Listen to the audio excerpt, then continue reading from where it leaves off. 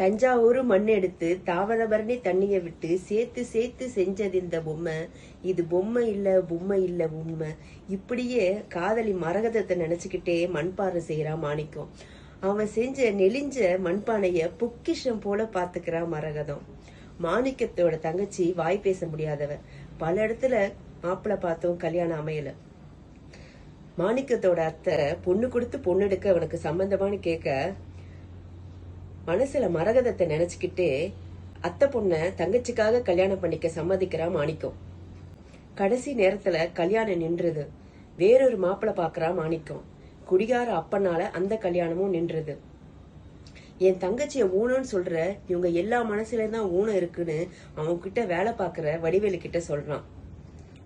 உன் தங்கச்சிக்கு நீ ராசா மாதிரி மாப்பிள்ள பார்த்த, ஏன் நானும் உன் கண்ணுக்கு தெரியலையா? அப்ப உன் மனசுல தான் ஊனம் இருக்குன்னு சொல்றான் வடிவேலு. அடுத்த நாள் காலையில தங்கச்சிய ஊர் முழுக்க தேடுறாங்க. பானை எரிக்கிற சூளையில இறந்து கிடக்குறான். அண்ணன் கதறி கதறி அழுவுறான். அப்படியே நாட்கள் போகுது. மரகதம் மாணிக்கத்துக்கு ஆறுதல் சொல்ல வரா. நான் ஒரு முடிவு எடுத்திருக்க மரகதம்னு சொல்றான் மாணிக்கம். என் தங்கச்சி வாய் பேச முடியாம ரொம்ப கஷ்டப்பட்டு கடைசியில இறந்தும் போயிட்டா. அவன மாதிரி ஒரு ஊனமா இருக்க பொண்ணுக்கு கல்யாணம் பண்ணி வாழ்க்கை கொடுக்கணும்னு அப்பதான் என் தங்கச்சியோட ஆத்மா சாந்தி அடைன்னு நான் நினைக்கிறேன். அதனால ஒரு ஊனமா இருக்க பொண்ணை கல்யாணம் பண்ணிக்கலாம் நினைக்கிறேன். என்ன மறந்துடு மரகதம் அப்படின்னு சொல்ற. மரகதம் என்ன மன்னிச்சிடு அப்படின்னு சொல்றான் மாணிக்கம்.